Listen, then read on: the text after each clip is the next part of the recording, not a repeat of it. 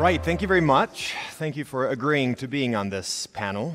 I'll very briefly introduce the members of the panel, even though there is not a whole lot of a need for introductions. To the far end sits Franz, professor at the University of Geneva. He was trained as a conference interpreter both in Vienna and in the US at the back then still Monterey Institute.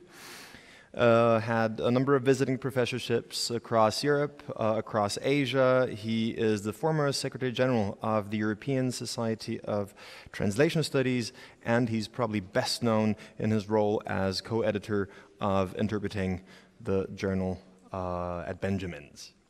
Sitting next to him, Bart De Frank studied Roman philology at Ghent University. He has a PhD in linguistics. What a surprise. From the same university, he heads up the interpreter training program, the MA in conference interpreting, and he is a member of the CUT board. Sitting next to him is Ebru Diriker, who trained both in Turkey and at the University of Geneva, incidentally, as an interpreter trainer. She wrote a PhD dissertation, I thought, which was very interesting because it asked the provocative question of whether conference interpreters live in the ivory tower. So I think that's a topic we'll want to revisit with you, Ebru. And Alexis, Hervais-Adelman, perhaps I'll just sum up what I've said before, but for those of you who were in the room, they know that he's a Cambridge graduate with a PhD in cognition and brain sciences. He's worked at Max Planck, he's worked at the University of Geneva, and he's currently the director of the neurolinguistics division at the University of Zurich. So as you can see, it's a motley crew. We have heard a lot about interpreting history, and we're not going to compete with that. It is in the nature of the thing that the research into the thing follows the thing.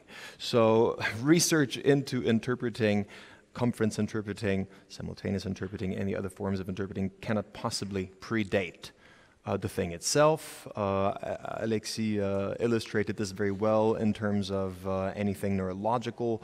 Cognitive sciences have taken, or neurosciences have taken to that from the early 90s. When it comes to research in general, that started in the 50s. So it did take a little while before researchers started to develop an interest in this animal. And yet, the interest is there. It is growing. And what I want to throw out as a first question to get the ball rolling to all of the members in the panel is, seeing that you come from different research backgrounds, from different research traditions, using different methods, using different approaches, what would you think was one of the most fundamental events in conference interpreting research that shaped perhaps the part of the field that you're particularly interested or familiar with? Was there anything that happened? Was it a paper that was published? Was it the setting up of a particular line of research? Was it the founding of a research group, a center, or a lab? Who wants to go first? Ebru, should you go ahead?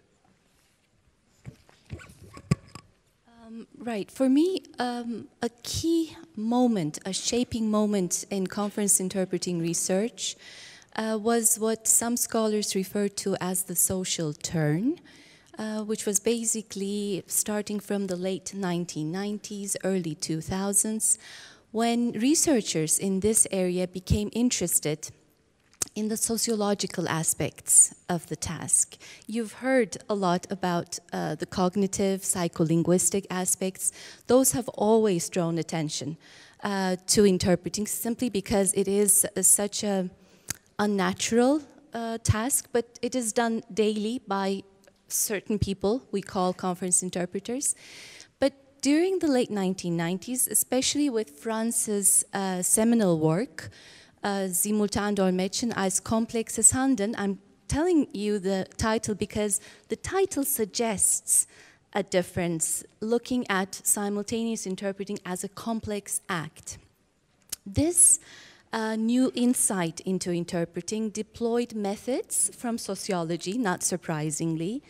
It meant you had to go out there to observe actual interpreting practice in actual interpreting contexts, not in experiments, not in laboratories, but where it is really taking place.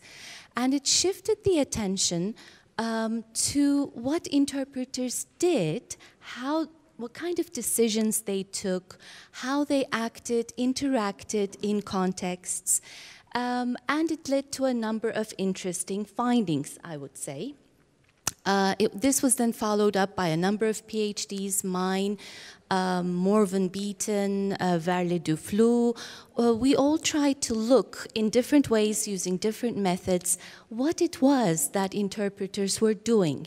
And some of the interesting results, and I don't want to keep it too long, showed, for instance, what Jonathan Downey was mentioning this morning, that users, okay, when you ask them what do you expect of conference interpreting, they say, well, conference interpreters should render the meaning. And yet, when you ask them specifically what they expect in that conference, they have different ideas of the meaning they want to hear. Clearly, this is a layer of complexity you cannot find if you're not there asking questions. Or, for instance, the first person singular, the I of the interpreter. If you take a look at the discourse on interpreting, the I in the interpreted utterance is actually the I of the speaker, right? That's what it should be. But then when you go out there, when you record, ask questions, you start seeing that that I is actually only the interpreters, which is, of course, representing the speaker in relation to a number of psychological, psycholinguistic, cognitive, and contextual constraints. So I believe, for me, this was a very important point in conference interpreting research. I hope Great. I didn't take too long. You did answer the question, and I think it's fascinating what you say about research into more than just what goes on in the brain, some more, shall we call them, low-level functions, perhaps, that we might have acquired along the way, and perhaps Alexis can say something about that afterwards. I'd like to perhaps move down did you want to come in? Yeah, I think... Do come in. Maybe I could link up to this, because on the one hand, what I'd like to say is very germane, very much in sync with what you've said, and even slightly, on the other hand, contradictory. So the topic of users was mentioned, and also quality, of course, is an overriding concern for anything professional.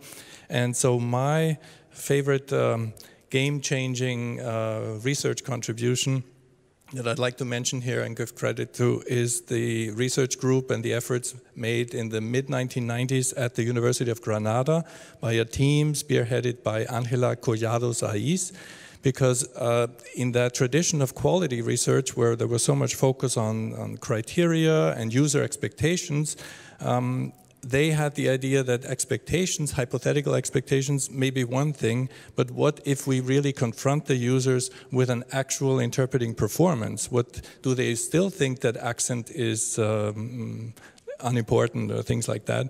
And so we're fully in line, of course, on that. On the other hand, that was an experimental paradigm. So not only the observational field work is, we need both to work together, and colleagues in Granada managed to confront user expectations, also investigated by Peter Moser in the AIC Commission studies, as you may know, with the actual response to a given interpretation that was manipulated for certain variables. And I think that has led to a greater focus on users, and I think we can still pick up from the work of the Granada group and go even further in a user orientation. I think we need still more of a user orientation. We heard one presentation on a user survey, but that's again hypothetical expectations. What do they really expect and need in a given situation, and how much, for instance, do they actually comprehend of what is provided to them by the interpreters? So user response research could also be something that can be linked back to that special moment, I think, in the 1990s, given to us by the Granada group. Thank you for that, Franz. Just a little asterisk, if anybody is wondering. This will be a bit of an unruly group, but they've been instructed to be so. They're researchers. They're used to being polite, but they're not used to being nice. So the idea is when you spot the fly in the champagne, you point at it, and you make sure that everybody knows. So see, the idea is for there to be different views, perhaps on the same thing, even though here there wasn't that much of a controversy. We'll try to generate more controversy, and then we'll open it up to the floor to get even more controversy going. But before we do that, Bart, would you like to come in at this juncture? Oui, merci, et je vais m'exprimer en français, puisque de toute façon, la conférence de paix de Paris de 1919 était en 2 langues. Donc, tu m'as déjà stigmatisé, Kilian, en disant que j'étais linguiste. Tout le monde fait des erreurs dans sa vie, évidemment. Mais je les assume, disons. Donc je vais vous dire quelque chose qui ne va pas du tout vous surprendre, c'est que pour moi le tournant, enfin en tout cas pour moi personnellement, le tournant de l'interprétologie se situe aussi dans les années 90. Je suis en Suisse, donc je peux me permettre de dire 90. Pour moi, le tournant, c'est en fait le petit article que feu Myriam Schlesinger a publié dans Meta. C'est un petit article de 8 pages seulement. Je pense que c'est un des plus petits articles qui ait jamais été écrit sur l'interprétation, où elle va en fait appeler la communauté scientifique à compiler, à produire, à créer des corpus d'interprétation. Ça ne vous étonne pas, j'ai 2 collaborateurs qui ont déjà fait des présentations à ce sujet. C'était en fait, pour elle avait en fait 2 grands soucis par rapport aux données qui étaient utilisées en interprétologie jusqu'alors. L'article date de 1998, je vous ai dit. Tout d'abord, il y a beaucoup de données anecdotiques qui sont utilisées en interprétologie jusque dans les années 90, donc des chercheurs qui vont enregistrer dans 1, 2, 3 conférences des interprètes et aussi les orateurs. Mais ces enregistrements permettent très peu de recherche systématique, ne permettent pas en fait de généraliser beaucoup sur les stratégies, etc. des interprètes. Deuxièmement, il y a beaucoup d'études expérimentales, mais là, et je pense que nous avons vu d'excellents exemples, ces expériences ne sont pas ce qu'on appelle écologiquement valides, c'est-à-dire que ces expériences reflètent très peu l'activité que représente l'interprétation. Je m'excuse, Alexis. Myriam Schlesinger, par exemple, parlait du fait qu'on utilise beaucoup plus souvent des étudiants plutôt que des chercheurs, des interprètes professionnels dans les expériences, parce qu'on a plus facilement accès aux étudiants, évidemment. On peut les torturer de manière beaucoup plus intense que les professionnels. Mais il y a toutes sortes d'autres conditions, au fond, qui ne reflètent pas l'activité, tout simplement. Le fait que les interprètes interprètent seuls dans les expériences, qu'ils interprètent dans un labo situé à la faculté de psychologie, dans beaucoup de cas, dans des scanners, et vous avez entendu les conditions dans lesquelles on leur demande d'interpréter, ils n'ont pas de public, etc. Donc il y a un problème au niveau des expériences en interprétologie. Donc Myriam Schlesinger va appeler la communauté scientifique à créer des corpus, c'est-à-dire des données naturelles, des données qui sont enregistrées dans le contexte, dans la situation où la vraie interprétation, disons, a lieu, mais alors de manière systématique, pas dans 1, 2, 3 conférences, mais dans toute une série de conférences. Alors, je parle de tournant, mais je pense qu'il faut rester très modeste. Je pense que le tournant, ou le virage, si vous voulez, n'a toujours pas été pris, parce que nous avons toujours très peu de données. Nous en avons déjà beaucoup plus que dans les années 90, mais il reste beaucoup de chemin à faire. Je pense que Camille l'a très bien illustré. En plus, les données que nous avons ne sont pas toujours représentatives non plus, parce que la plupart des données sont tirées des sessions plénières du Parlement européen, et je pense que nous savons tous que ces sessions-là ne représentent peut-être pas non plus les conditions qui sont normalement en vigueur sur le marché de l'interprétation, par exemple, les marchés nationaux, etc. Donc pour moi, l'article est un tournant, mais je pense qu'il y a encore beaucoup de chemin à faire avant de prouver vraiment que ça peut nous faire avancer beaucoup. Thank you, Bart. You mentioned two things I'd like to pick up on. First of all, sampling, which is a technical term for where do you get your data from, who informs your study in terms of participants, definitely a challenge. The second one, ecological validity, and I'm sure Alexis has a couple of things to say on that as he works in environments that are probably as far removed from anything ecological as you can get, shy of, you know, testing lab rats. Je vais continuer en français vu que ça a été évoqué en français. Je trouve que Bart a absolument raison. Je ne suis pas là pour défendre le manque d'écologie, validité écologique de nos données. Je peux uniquement ajouter qu'il est bien sûr difficile avec les outils de travail dont nous disposons actuellement d'effectuer des manipulations qui seraient beaucoup plus valides. Donc c'est un réel rêve. Et je pense qu'à cet égard, l'article que j'ai évoqué très brièvement de Carezima et collègues qui a été publié en 2002 était une manip qui employait une méthode qui s'appelle la Near Infrared Spectroscopy, la spectroscopie infrarouge de basse fréquence. Et cette technique permet effectivement de regarder l'activité du cerveau lorsque l'interprète interprète pour de vrai dans une cabine.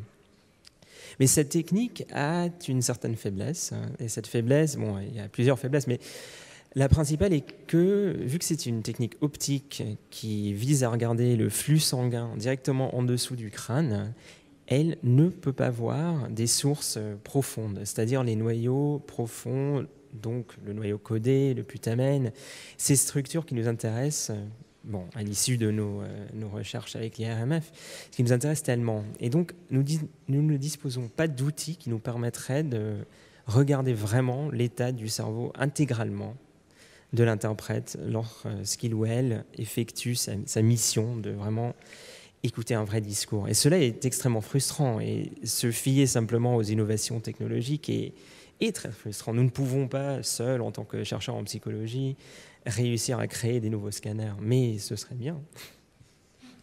Alexis, you're not off the hook yet. Your turning point. So in English then, since the question is in English. I'm sorry, interpreters. I think I evoked an article from 1993 by the group from Vienna, by Helmut Petsche and colleagues. And this is an article that, as I say, I've read many times. It is incredibly complex. It's a masterpiece of analysis and methodology, and it really bears thinking about. It comes, as I learned only recently, out of a whole line of research that is described by Ingrid Kurtz, in fact, as interpreting as an example of multidisciplinary research, how we can find out about the brain of interpreters as being a moment in which it is exhorted that we must do multidisciplinary research at the beginning of the 90s. What actually came out of this effort is quite a lot of writing and only this one study in terms of the empirical data. And I think it's a shame that not more happened, and it's a shame. I am ashamed personally that I only discovered this work some 29 years after it first appeared, because I focused so much on the not very ecologically valid and not so much the calls to arms and rather the data.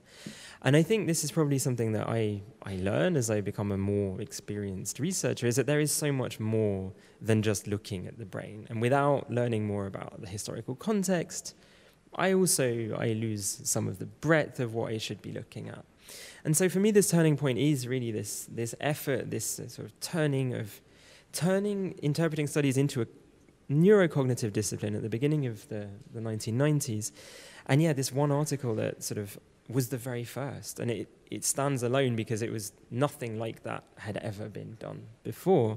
And the methodology actually, as I say, it's very sophisticated, and it talks to a bigger problem than even the research that we did with MRI, which is where in the brain is active. It asks questions about how are the parts of the brain that are involved in simultaneous interpreting communicating, and how are they doing so online, dynamically, while the interpreter is interpreting. My research that I presented to you tells us about snapshots every 9 seconds. What was the brain doing for 9 seconds? This work, 26 years ago, was already telling us about the dynamics of this process, and no one has been able to replicate anything quite so sophisticated.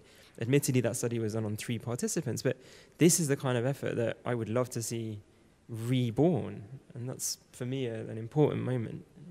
Great, thank you. Bart, did you want to come in on this? J'avais en fait une question et une remarque.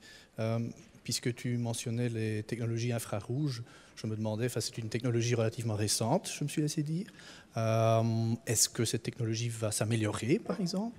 Et puis deuxièmement, j'ai un tout petit peu attaqué de front les méthodes, mais je pense aussi que, comme tu mentionnes l'interdisciplinarité, c'est qu'il faut qu'on essaye de joindre nos forces, justement, même nos forces avec les sociologues, pour mieux étudier l'interprète dans son contexte, dans son biotope, si on peut dire. Absolument, ouais. je suis absolument d'accord. Il faut que nous rejoignions nos efforts afin qu'on puisse avancer ensemble. Et je ne me sens pas personnellement attaqué. Je sais que mes manifs ne sont pas super valides au niveau écologique. Pour répondre à la première question technique, la méthodologie infrarouge ne permettra sûrement pas de pénétrer plus loin dans le cerveau parce qu'il faudrait une luminosité tellement intense que ça provoquerait des brûlures ou des dommages soit au cuir chevelu ou au crâne ou éventuellement même au cortex. Et malheureusement, avec cette technologie, on ne peut pas vraiment pénétrer. On peut chez les nourrissons, car ils ont le crâne extrêmement fin, mais malheureusement, ils n'effectuent pas vraiment l'interprétation. Allow me to come back to something that was mentioned both going around the panel, but also previously in at least 1 or 2 of the Pichakucha presentations. And then Franz said for him that was one turning point, quality. Interpreting quality, it's a notion that we grapple with to this day. I said before, sometimes we're seen as sitting in the ivory tower. Is there anything, seeing that AIC, so far as I know, and I've looked at the guidelines very carefully, has not really come up with a workable definition of quality of conference interpreting. Can research help? Can research inform that or fill that void? And if so, where do you see the potential avenues? Where is that going to come from? That there is no shortage of paper that has been used and abused to talk about interpreting quality. We've seen quality as a construct that can be tackled from different vantage points. Which is the way to go? Because quality, I'm talking about quality because it comes up time and again. It is an important factor when talking about working conditions. It's an important factor when talking about status. It's an important factor when talking about the process itself. You can't really talk about interpreting without looking a little more closely at the product. So many of us are interested in the process. Fair enough, I myself am guilty of that crime. I'm much more interested in the process than I am in the product, but that's because I'm not as knowledgeable as some of the people perhaps sitting around in the panel. What would you say? Where do we need to look to find a workable definition of quality that is not as elusive as the ones we have been producing so far? Because saying it's good enough is not good enough. Does anybody want to take that one? Franz, I'm looking at you. No volunteers. Well, I think we have come quite a long way in those past few decades in terms of getting a grip on quality. I think for several decades it was, I know quality when I hear it, a holistic assessment, judgment based on professional experience, and is still very valuable, but not always good enough for research purposes when we want to operationalize and measure and dissect it. And ever since Bühler and the Granada team and other studies, I think we've come to realize that quality means fulfilling defined expectations under a given set of circumstances. And if we work on that basis, we know that we have to do more in finding out what a specific set of users actually need and require, coming back to that point. And we need to know how to study the product. Does hesitation have an impact? Lexical accuracy, fluency, delivery. We have developed ways of actually measuring these parameters. I think where we still have a shortfall is finding out more about the user side, the expectations and the actual satisfaction and the use they can make of the interpretation they get, other than all the nice compliments that have been made today in this room, which are very well-deserved, of course.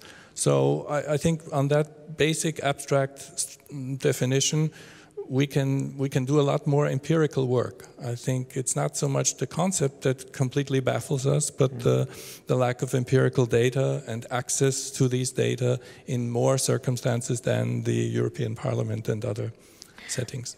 How far are we, I don't know, in terms of light years or miles or inches, from a metric of quality? And I'm asking you this because as we're moving along through this conference, we're going to start talking about the future. The present is happening now, the future will happen tomorrow. And we hear a lot about new working conditions, technology making its way into the process. And often a time I hear, so long as it doesn't interfere with quality, or not substantially. And what I'm hearing people say is, so long as we have a drop in quality, let's say, of 10%, but no more, we're okay. Is that possible? Do you think we're, is a metric of quality that allows you to really quantify quality within reach? Or is this but nice words? I think this has got your name on it. Oui, voilà. Voilà la façon dont on essaye de se débarrasser d'un tabou, n'est-ce pas? On passe le micro à quelqu'un d'autre. Je pense qu'il y a des métriques, je pense qu'il y a des descripteurs de qualité, je pense qu'il y a effectivement des traces. Le problème de la qualité, je pense, en interprétation, et c'est mon modeste avis, c'est que la qualité est presque exclusivement définie en termes négatifs. Ouais. Erreur, omission, disfluence, etc. La qualité n'est jamais appréciée positivement en interprétologie. Je n'ai jamais vu d'études, moi, personnellement, où on définit la qualité autrement que par ce qu'il ne faut pas faire. Et je pense que c'est un réel problème, parce que tant qu'on continue dans cette voie-là, on aura beaucoup de mal à motiver les interprètes à participer à des expériences, etc. Parce que vous le savez aussi bien que moi, et ça a été décrit dans plusieurs articles, dès qu'on dit à un interprète qu'il participe à une expérience pour mesurer la qualité de l'interprétation, il se désiste dans beaucoup de cas. Donc je pense qu'il y a un certain nombre de paramètres qu'on peut quantifier. Si ça nous permettra de quantifier holistiquement la qualité, je pense qu'on est encore relativement loin. Peut-être pas à des années-lumière, mais quand même encore pas mal de milliers de kilomètres. So basically, I'm going to try to transition to Ebru, because I know you've done work on the role of the interpreter. If we are to assume that a lot of or many of the efforts to quantify quality were tantamount to saying, I want A to represent B, and I want A prime to represent B prime. If we go beyond that, what is that role of the interpreter? Is that where we find the positive notion of quality, the added value that you bring that goes beyond the mere linguistic transfer? Maybe you can share some of your insights on how interpreters perceive their own role and where they provide the added value. I would argue, but perhaps I'm wrong, that not too many professional conference interpreters would only say that their main added value is the accurate transposition of one word for another. So what is it then? That's a very interesting question, in the sense that interpreters, as far as I'm concerned, they tend to deploy like a two-layered discourse. So when you ask interpreters in a very general sense what their role is, you will find many people saying, my role is to render the message intended by the speaker in the other language. But then interpreters, of course, very well know that there's a lot of decision-making going on. They're fully aware that this going between languages, representing people, this involves serious decision-making. So they are aware that there are times when this overlap does not happen. There are times when they make sense out of the interpreter. And it's very interesting that when you ask interpreters anecdotal accounts, right? Tell me about where you've interpreted, especially if you use the word interesting. All the things that come out, all the interesting decisions they've taken, the situational factors that have led them to decide in one way or the other, I think we need to understand that role better, because that is eventually going to bring the added value of a human interpreter, if there is any, compared to perhaps artificial intelligence, right? And we don't know what that might be yet, because we haven't really seen what artificial intelligence will do with the data, but it would be interesting to find out this role more closely. Mm-hmm. Thank you. Research, like everything else, changes, and ideally, as researchers, we keep refining our research questions, we keep improving our research methods, we develop better metrics, we have better statistics. There's some great statisticians in the room, but all of that is obviously also influenced by the world around us. So research does not exist in a vacuum, and there's one phenomenon that doesn't go unnoticed by some people, which is the omnipresence of social media. You talked about social factors or softer factors. Now we have the social media phenomenon, and what I am seeing, increasingly so, is that social media are being used as a vehicle for research. Do you have any thoughts on that? So now we're in the present, because social media have not been around for that long. They've been around for a few years. Not a day goes by when I am not invited to participate in an online survey. So those go out by email to an undisclosed, group of recipients. They're pushed through the Twitter sphere, or perhaps even Instagram. What would you say is the potential advantage of doing it that way, and where do you think we need to tread carefully without retreating back into the ivory tower? But I'd like your thoughts on that. Something that came up during a coffee break. Alexis, any fMRI studies over Twitter? Not as far as I know, but I'm not a particularly great social media user, so I probably missed some stuff. I'd say that there's obviously advantages to being able to get your surveys out to an enormous number of people, get your calls for participants out to interested people. As a recruiting tool, social media have become incredibly useful, for sure. As a tool for sampling, I don't know what the deal is. Is there a distinct disadvantage that you have a particular bias? So, for instance, I say I'm not an avid user of social media. I do not really do Twitter or Instagram. Or you don't get me. Maybe you don't want me. Maybe I'm not your target population. But we should be conscious of the fact that it's not quite as universal necessarily as we would imagine. It's omnipresent, but not everyone is connected all the time. And I think this is something that occasionally, especially younger researchers I see, have this notion that, I'll just tweet it out and then I'll get all of the people I need for my study. Well, you have acquired a subsample of the human population who are, literate, computer literate, connected to this kind of media. They have a particular kind of desire to be seen in the world in that way. Is that the sample you want, and are you comparing them to anybody else? Is that necessarily ideal? This is a very cynical perspective. I appreciate that, and I think there are many advantages in terms of access and in terms of distribution. I look forward to finding out the ways that it can assist me in my research.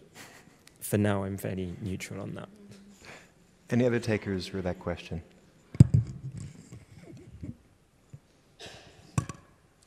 I could only echo those concerns and really stress them, because just because it's convenient as a way of accessing respondents, and obviously students doing their MA thesis under great time pressure might be forced to resort to such means, but that in terms of really solid, reliable research, I think we should definitely remind ourselves to begin with a defined target population. Alexis, you've used that term, the target population. What are we really investigating? Who is our target population? And it's unlikely very often that those will be the ones subscribing to this or that social media service. So for very serious, solid research, I think I'm very skeptical that this is a very practical solution. And obviously, we know enough about statistics to know that if we asked as many people as possible, we don't end up with a very reliable sample if we do want to generalize beyond the 100 or 200 people that we manage to ask in some contexts easily. But what kinds of target population do they represent, and what do we know from that particular sample about what we want to find out? So another word of caution. I mentioned the ivory tower before. The ivory tower is often reserved for academics, but I'd like to bust some of the myths and tie back to what's been discussed before. We talked about 100 years of conference interpreting practice. Sometimes, actually often, if not to say all the time, I hear that it's really cute what you do as a researcher. I think it's great that you found something to keep you busy during the day. I didn't know you could get paid for that. But I cannot derive any sort of applicable purpose for anything you have ever found or written about. My challenge to you, can we bust that myth? Can you think in your respective fields of expertise of one finding that really shaped the profession? Or conversely, one finding that should have shaped the profession but was conveniently ignored by professionals, because that is also our fate. So either one or the other. And I don't know if I have volunteers at all. Otherwise, I'll volunteer somebody. Alexis, you have a ready finding? I just have the face of a victim. Excuse me. Sorry. I'm not. This is always a challenging question. I ask myself frequently, because I do research that looks quite abstract, I do constantly ask myself, how can I make this research worthwhile to people? How can I do more than just say, yeah, I found out some stuff and it's really cool and that's nice? And I think the research that I showed you that I've carried out, what I talked about today, it's 4 years old. It's not mature in a sense. It's not yet embedded into a bigger discourse. I think that there are elements of it that are of theoretical interest, of course.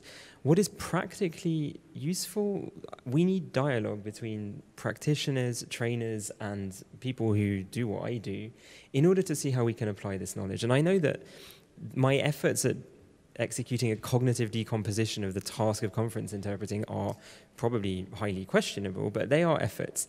And maybe those elements that I see that I can attest as being based in the brain, at least as far as I can tell, the networks that I evince here, maybe these can tell us something about the properties of the task, the elements that we might need to think about in training, the elements that we might need to think about strengthening in individuals who really want to be interpreters, have all of the language skills, have all of the semantic skills, but something is missing. Maybe we can try and find out that there can be foci. I know that efforts have been made in the past to try and think of cognitive training strategies, and I think that those haven't been very successful, but maybe this is the way that my research could feed into the field in a practical way. But that is something that requires a lot of dialogue, and I think that's why we have these meetings, and I think it's wonderful to be here and possibly take all of the criticism that this idea deserves, and I look forward to having useful discussions about it. Right, it's a bit reminiscent of the old model of interpreting that said all you need to know is 2 languages. And it's a model that in certain areas is still used and applied. And the answer is language proficiency will take care of it. But I think showing people the slides that you have shown us today should get them to rethink, because there is so much going on that has nothing to do with the areas of the brain of which we think we know they're responsible for language processing. So I think there would be a strong case to be made. Yes, both. Ebru and then Bart. The second part of your question, what we haven't taken into consideration, I'm just going to refer to the fact that I think there's very interesting data coming out from very different areas, very different approaches, but we still don't have a discourse at the top that shows us the links. So I hear Alexis presenting extremely interesting results about the fact that it's the control center, behavioral control center of the brain that is really engaged in interpreting, but I don't know how to interpret this coming from my field, where I keep saying, yes, you know, it's about control, it's about decision making. So I think we need these ties between different fields so as to come to a better understanding. I think it's natural, it's understandable. At this stage, we're just collecting this data, but at one stage, we will have to make better sense of the data coming out from different sources. Thank you. Bart. Oui, en tout cas, je suis tout à fait d'accord avec ce que tu dis, Ebru, et aussi avec Alexis. D'ailleurs, Alexis a lancé un appel plus ou moins à la fin de sa présentation en disant, voilà, c'est quelque chose qu'on peut, au fond, développer en s'entraînant. Ouais, le contrôle cognitif ou le contrôle exécutif. Alors, je pense aussi que les psychologues devraient nous informer sur comment développer quels sont les exercices, par exemple, qu'on peut faire aux étudiants pour qu'ils développent cette compétence. Je pense que c'est très important. Alors, pour répondre à ta question, Kilian, sur ce qui a été ignoré, je pense qu'il y a dans le monde de la pratique une ignorance qui, pour moi, va trop loin sur tout ce qui tout ce qui concerne la directionnalité, le retour. Nous avons un certain nombre de modèles qui modélisent le processus de l'interprétation, mais nous savons, par exemple, grâce à des études neurocognitives, que l'interprétation en retour fait appel à d'autres régions du cerveau que l'interprétation vers la langue A. Il y a tout un livre qui a été écrit là-dessus, qui a été publié cette année par Adolfo Garcia, qui dit très clairement que les zones dans le cerveau qui sont recrutées pour le retour sont différentes des zones qui sont recrutées pour l'interprétation en A. Or, quand je vois les modèles descriptifs des processus d'interprétation, ce sont des modèles qui ne font aucune différence entre le A et le retour. Ouais.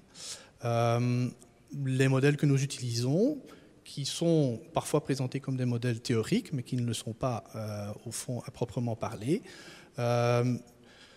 présentent un peu l'interprétation comme la somme de deux compétences linguistiques dans deux langues différentes. Et je pense qu'on devrait tenir plus compte du fait, et je pense que Laura Keller l'a très bien montré aussi tout à l'heure, que l'interprétation est plus complexe que ça. C'est plus que deux tâches monolingues, au fond. Alors que les modèles que nous avons et dont nous nous servons dans nos recherches, parfois pas, présentent l'interprétation très souvent comme deux tâches linguistiques successives, mais unilingues. Et je pense que c'est une erreur qu'on doit essayer de mettre ou de transférer.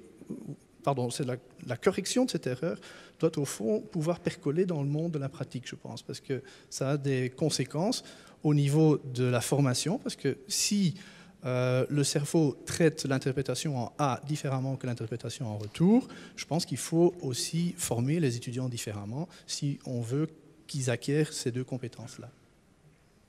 Est-ce que j'ai été clair? Crystal clear. Oui. In the world of interpreting, which is obviously much larger than conference interpreting, conference interpreters are often seen, and often see themselves, as an elite in this big field. And yet, when you look at what research has been producing, there is a lot of data coming out of studies that look at other forms of interpreting, not just conference interpreting. Now, this conference is dedicated specifically to conference interpreting. That was also what I told you we'd be talking about. But I'd be interested to know if you feel as though there are findings in fields adjacent to conference interpreting or the conference interpreting setting, and we're not going to open the can of worms of defining conference interpreting vis-a-vis simultaneous interpreting, but are there any findings that you're aware of where you say it's a real pity we disregard them, we haven't really paid enough attention, we haven't taken those on board both professionally, Ike for example, or in research terms, because that's not part of the area of interpreting that we study? And here I'm thinking, yes, particularly also of Ebru, but Franz, Bart, Alexis.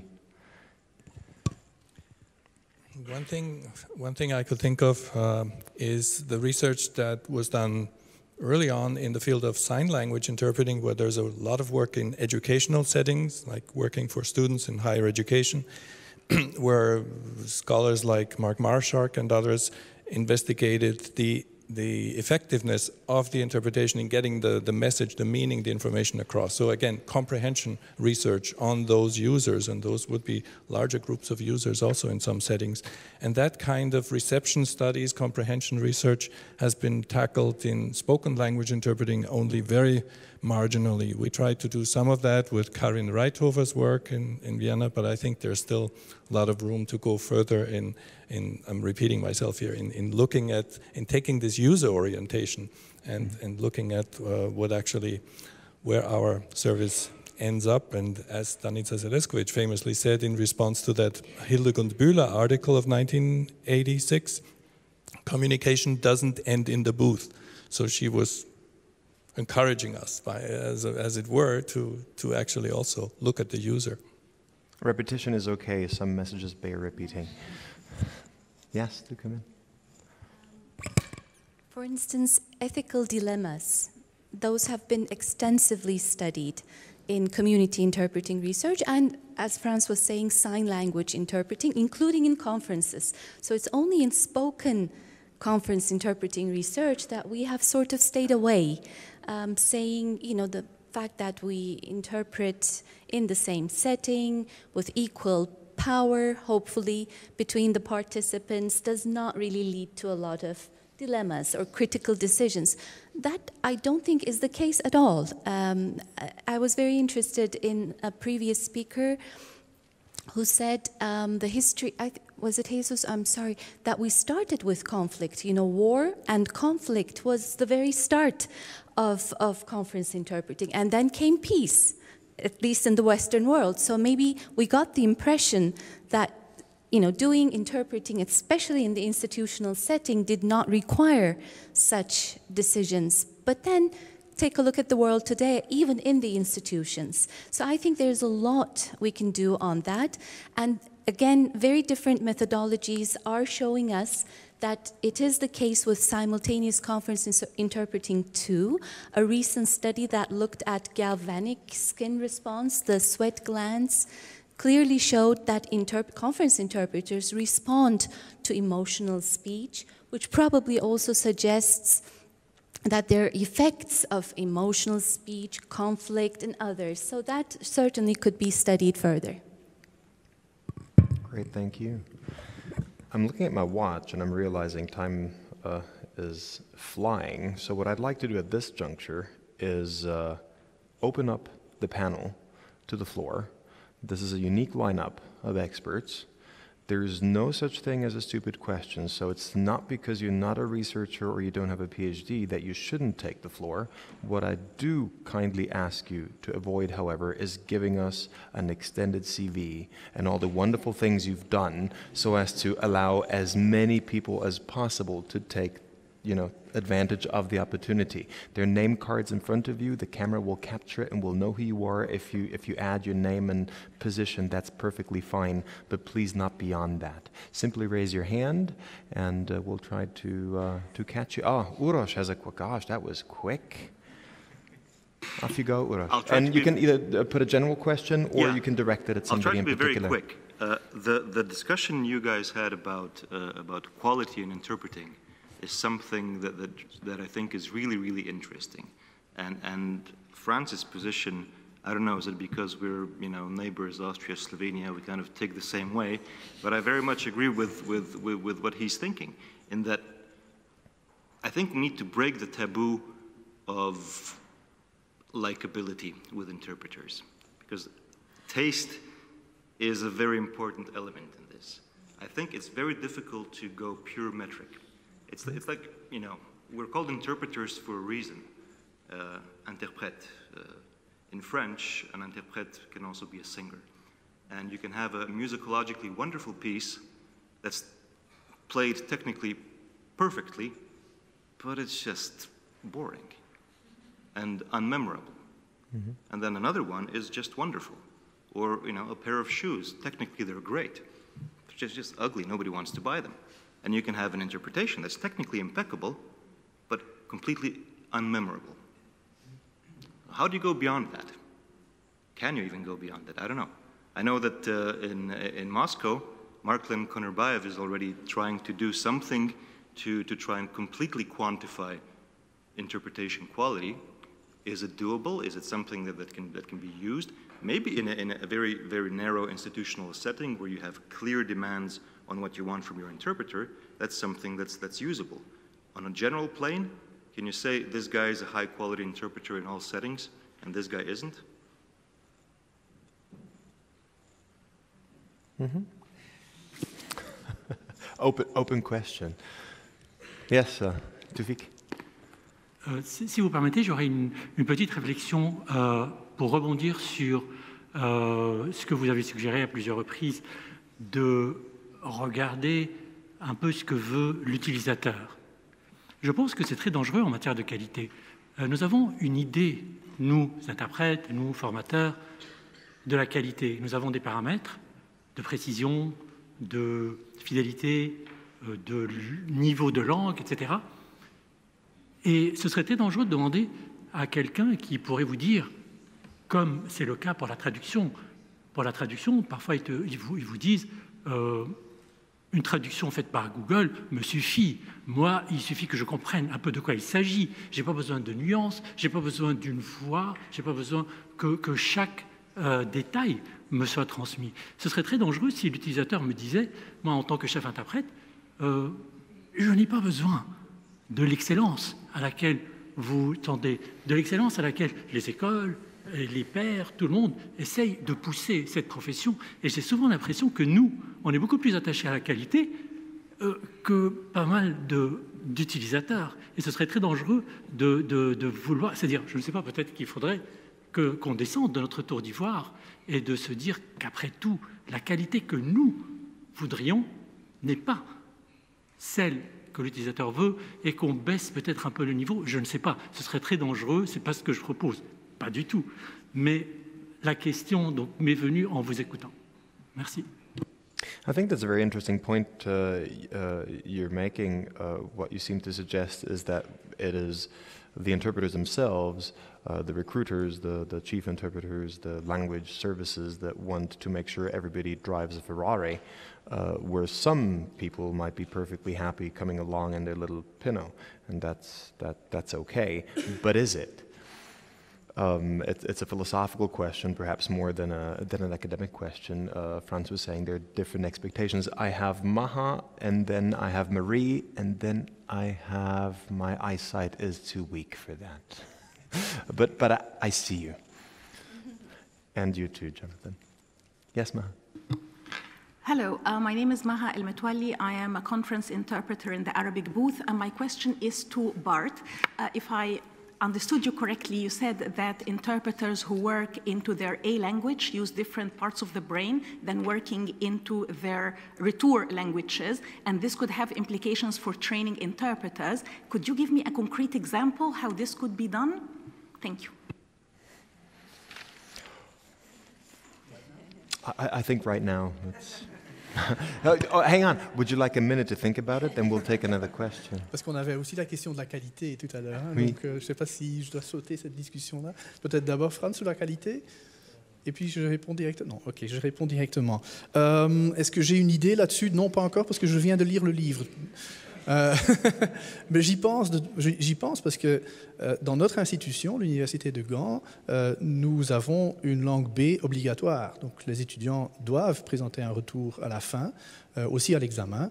D'après tout ce que j'ai lu, il me semble que nous devons effectivement aussi adapter un tout petit peu la façon dont nous formons les étudiants. Peut-être qu'Alexis a des idées plus précises là-dessus. Et je serais en fait preneur s'il avait des idées précises. C'est très exigeant, mais je n'ai rien de particulièrement précis, si ce n'est que de préciser que effectivement la disposition du cerveau lors du retour ou de l'interprétation vers la langue serait différent, mais les aires du cerveau qui sont sollicités sont plus ou moins les mêmes. C'est leur interaction, la façon dans laquelle ils interagissent et un peu la pondération de leur activité entre eux qui est fort différente. Et au niveau d'une intervention concrète pour la formation des interprètes, je n'ai rien à proposer, mais ce serait simplement une question d'entraînement et d'être certain que les étudiants ont l'occasion de développer une expertise dans le retour qui serait aussi forte que vers la langue. Je pense que c'est l'unique chose que je peux préciser. Mais... Je vais peut-être aussi dire quelque chose de très évident, mais on sait au fond qu'en retour, la compréhension est plus rapide parce que c'est la langue maternelle qui est présentée à l'entrée. Donc je pense qu'il faut se focaliser beaucoup moins sur la compréhension et beaucoup plus sur d'autres compétences, et notamment la production. Je pense que, et je parle là d'expérience personnelle, donc c'est anecdotique, ça n'a rien de scientifique, c'est qu'on est un peu plus confortable en retour, justement aussi, quand on a plus d'expérience. Tout simplement parce qu'on a acquis un certain nombre de routines dans la langue étrangère. Donc je pense que là, effectivement, pour les étudiants, c'est vraiment très important de leur apprendre des routines linguistiques, des routines qu'ils possèdent déjà dans leur langue maternelle, hein, mais qu'ils ne possèdent pas encore dans la langue étrangère. Et par routine linguistique, je veux tout simplement dire ces collocations, hein, donc des choses qu'on entend 1000 fois par jour, mais qu'on ne maîtrise pas activement nécessairement. Ça, c'est en fait quelque chose de très intuitif que je dis maintenant, hein, mais comme je l'ai dit, j'en suis qu'au commencement, disons. Marie. Oui, en fait, je voudrais revenir sur la question de la qualité et je voudrais poser une question que l'on ne pose pas souvent. Mais est-ce que l'on peut expliquer pourquoi, ayant suivi le même entraînement, ayant suivi la même formation, ayant travaillé autant que les autres, il y a des interprètes qui sont mauvais? Heureusement. Et c'est une question qu'on ne pose jamais, mais c'est une question que je pense qu'on devrait poser, parce que ça existe aussi.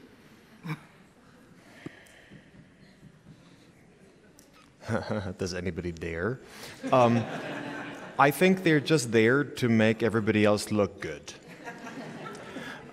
No, more seriously, so the question, all other things being equal, which they rarely are, and perhaps that is the challenge, why is it that having undergone the same type, quality and quantity of training, the result differs significantly, to put it nicely? I don't know. I have leads, my intuitive lead, but I don't want to take the place of the panelists, would be that things are rarely as equal as we think they are. You look around a cohort that has been admitted to any training program, regardless of how stringent the admission criteria are, and we all know they're not equally stringent everywhere, but even where they are stringent, I think there is a lot of disparity in terms of both procedural and declarative knowledge, so what they know and what they know how to do from the beginning. And then, I'll play it over to you, but we know about learning curves, we know about learning styles, pedagogical principles. Perhaps we need to put an asterisk next to the question and play it into the panel that we're going to have tomorrow on training, but the two overlap. I think there are explanations for it. Does anybody want to add anything to that? Ebru, did you want to? I actually wanted to, respond to what Yes, Mr. Abushaker do. mentioned about asking the users to define quality. What I would see useful would be to see what they expect, because we have some research done in the European Parliament. Stephanie Jo can talk to MEPs in the European Parliament who thought speaking in English, second language in English users, brought them closer than using interpreters. So you see, perhaps this is a myth. And in fact, we have data from Karin Reithofer who showed that even those who speak English and have an area of expertise understand, comprehend the source speech better when they go through interpreters. So we have this data contradicting users who think they feel closer when they speak English as a second language. So I think that was what I was trying to refer to, that we should bring this together and perhaps, if need be, make an argument for our case, rather than letting one single stakeholder define what quality is. Thank you. Thank you. There was somebody in the third row. Yes. My name is Teresa Braga, Portuguese booth, based in Washington, freelancer, first time in Geneva, first time to meet so many European colleagues. This is great. I'm quite fascinated with all the content, and Dr. Diriker, the female professor, yes, you said something. The eye of the interpreter is the eye of the speaker, but it's only representing the speaker. There are some constraints. Would you expand a little bit? I didn't quite get it. I'm quite interested in that. Thank you. It is, of course, a typically provocative argument, very typical of researchers. But what I was trying to say is the only speaker, if you think about it, the only speaker, the only decision maker in an interpretation is the interpreter.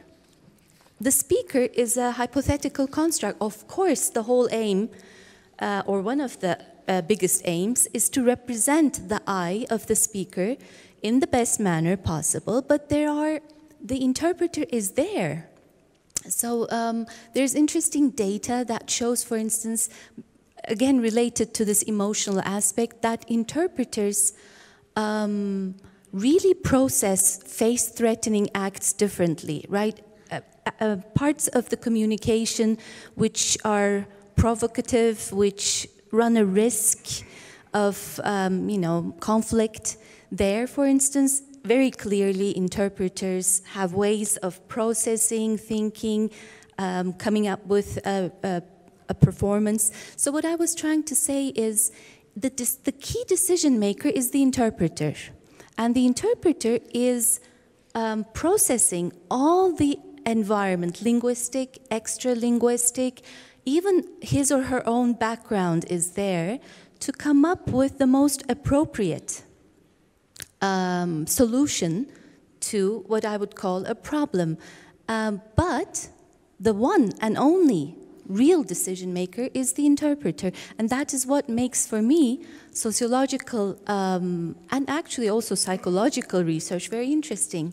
You have the human filtering all this to come up with an acceptable, high-quality interpretation. I don't know if I made sense, but... Bart, a Pecha Kucha follow-up on that, because we're running out of time, so 30 seconds. 6 minutes alors. You wish. Non, ce que je veux... Là, je suis un peu en désaccord avec Ebru. Je ne pense pas que l'orateur soit une construction hypothétique. On parle toujours de la qualité de l'interprétation. On peut peut-être aussi parler de la qualité de l'orateur. Et je vais me rendre très populaire en disant ça dans cette salle, probablement. Mais est-ce qu'on mesure la qualité de l'orateur? On pourrait. It's been mentioned before, yes, thank you.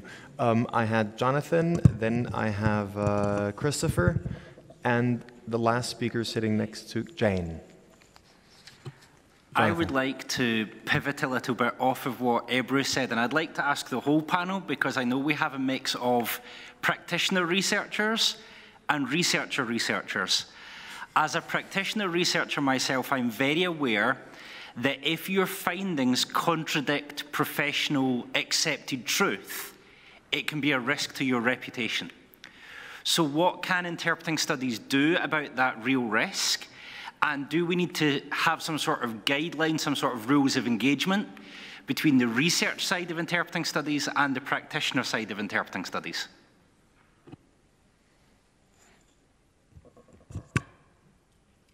Donc à la base, ce que tu dis, c'est que si tout le monde croit que la Terre est plate, il faut aussi croire que la Terre est plate, ou au moins le dire. If the people who are hiring you think that the Earth is flat and you try to tell them that it's round, you might not get any more work tomorrow. Peut-être, mais c'est quand même aussi l'institution qui vous recrute en tant qu'interprète, pas nécessairement les collègues. Et je pense que, bon, la recherche est ce qu'elle est, hein, et la recherche est faite selon un certain nombre de méthodologies qui nous permettent justement d'essayer de trouver des faits. Et je ne pense pas que l'on doive maintenant... Enfin, on est dans une période post-vérité, mais je ne pense pas qu'on doit vraiment abandonner les faits simplement pour sauver notre réputation. Les faits, c'est les faits. Sinon, je pense qu'il ne faut plus faire de recherche, tout simplement. Ça ne sert à rien. Thank you. I would just add to that as a researcher, you have the great privilege of having a certain degree of immunity if you're just a pure researcher, particularly with tenure, because you can speak truth to power. And I think that is something we need to uphold, because once that goes the way of the dodo, then we really live in a postmodern and post-truth society. Christopher, Jane, and Matthew, and with that I will close the speakers list. Thank you. Very briefly, I'd like first of all to give an answer. The question of has research ever been any practical use? Well, in one specific case, the famous FTC case in the 90s, research on fatigue certainly helped our American colleagues in particular and our lawyers who were fighting the FTC and who won half the battle. The other thing is I think it would save a lot of time if we, instead of talking about the interpreter, we talked about the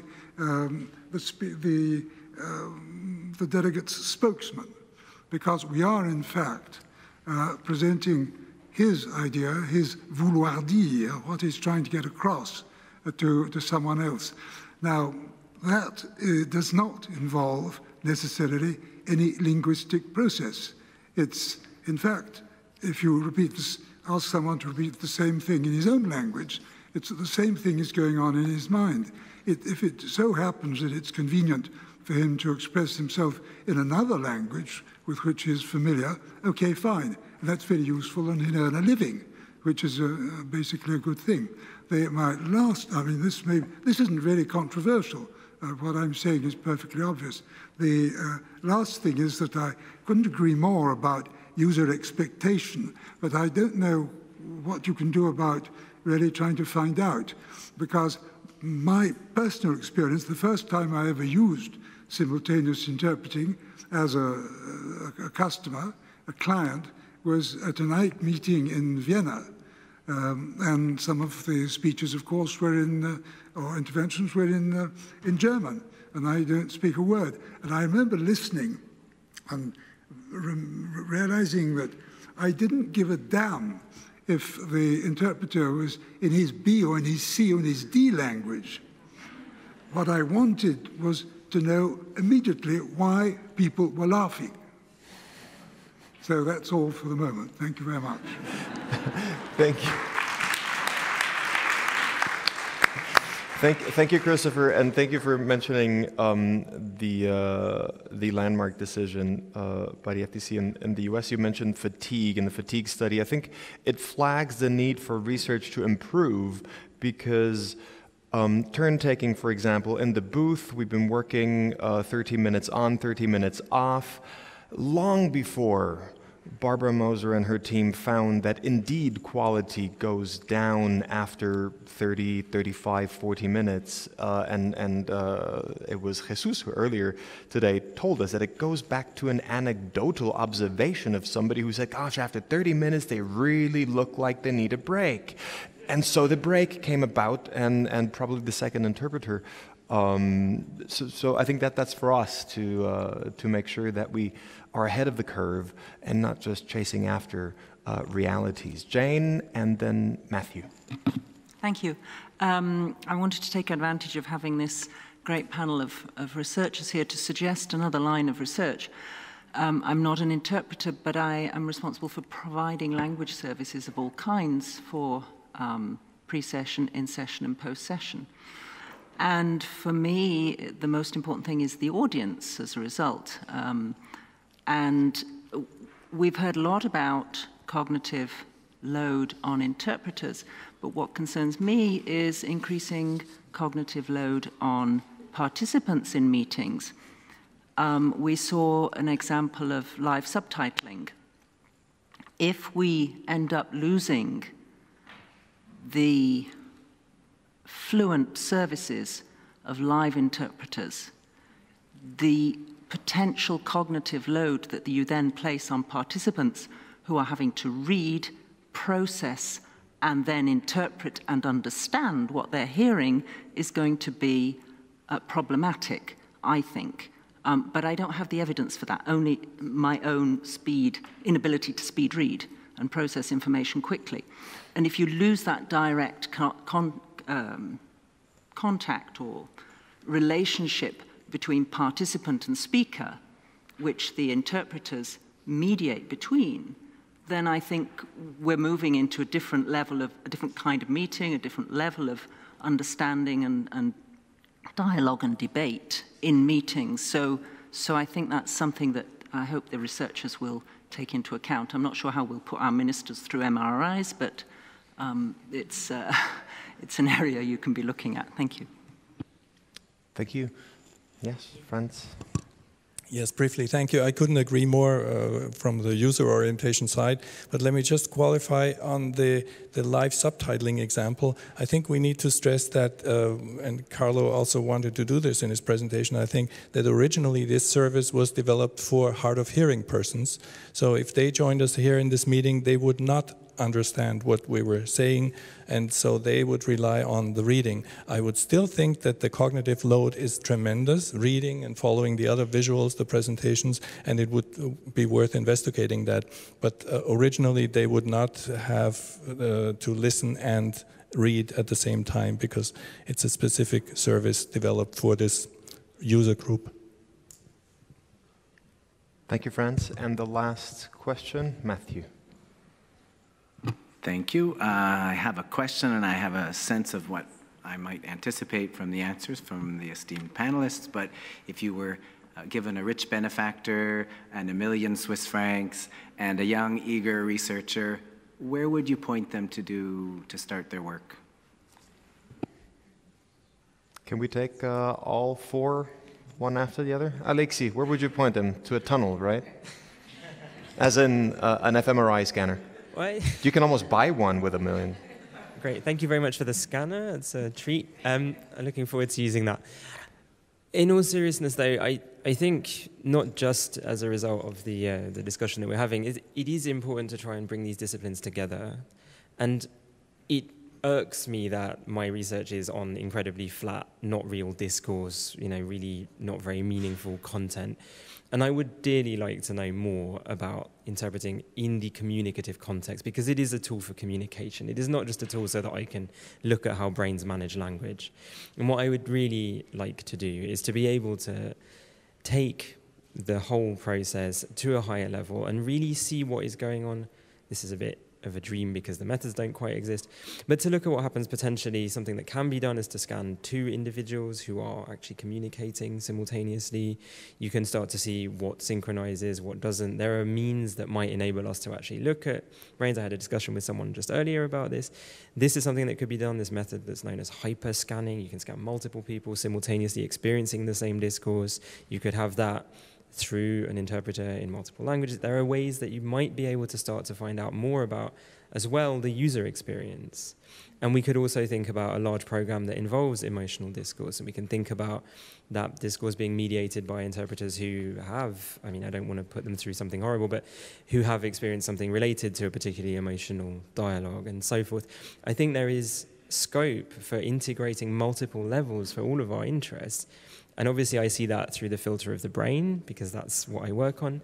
But I think that taking just my perspective, there's still a way of doing it. And I think there are other methods that will obviously give us very rich insights, even if I step away from the scanner for a minute and just think more about behavioral measures and more about corpora.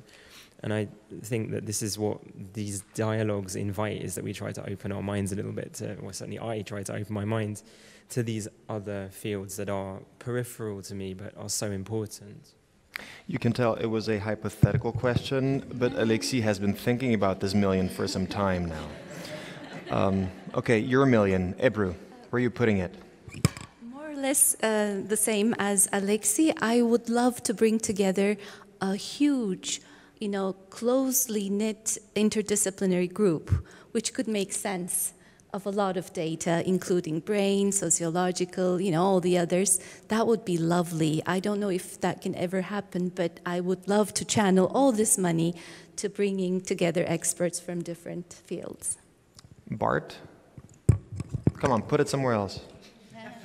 Voilà, donc il ne reste plus rien après Ebru parce qu'elle a tout dépensé.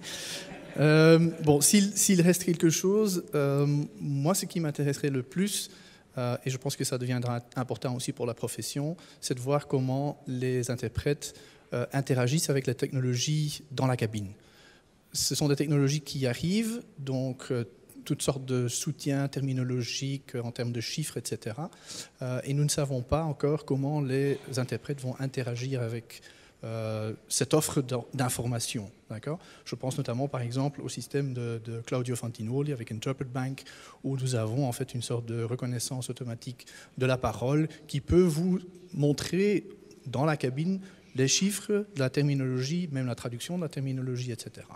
Alors ce que nous ne savons pas évidemment, c'est que est-ce que ce sera une source d'information pour les interprètes, ou est-ce qu'ils vont plutôt l'ignorer parce que ça va automatiquement augmenter leur charge cognitive, puisque c'est une autre source d'information. Et je pense s'il reste encore 200 000 francs suisses ou des dollars canadiens, j'investirai là-dedans. C'était en francs suisses? Ok. C'est un peu moins d'euros alors. Franz, you get the pocket change. I would endorse all of what's been said, and good investment, and I would subscribe to that. But maybe it's foolish of me to say this toward the end now, but I would actually think that one way of going further would be actually to go beyond a focus on conference interpreting. This is silly. That, and the thought has been mentioned that some users seem to think that without interpreters they have better quality communication. So I think rather than only looking at interpreting as the option, what are the other competing options, and what are the disadvantages and advantages of other options, including maybe interlingual speech-to-text interpreting, when you read instead of listen. And it might just turn out that such a broader research program of different options of transcultural, intercultural communication might hopefully end up saying that, well, conference interpreting is still the gold standards, where there's so many benefits, so many advantages. But let's maybe have the courage after 100 years to question that. Is it really the best way in all circumstances? Or what about English as a lingua franca in some settings? And what do people feel about it? Why would they use it? Why would they not want to use interpreters? So to open it up to its comparing with other options. Great, thank you. And I'm not technically a member of the panel, but I'll still give you my answer. I guess I'm the only one who's going to get the speedboat for the lake. Ladies, gentlemen, it has been a pleasure moderating this panel. It was interesting, it was fascinating, it was sometimes provocative, and I'm glad that we were able to open it up to the audience at least for a half an hour. This brings us to the end of the first day of 100 years of conference interpreting.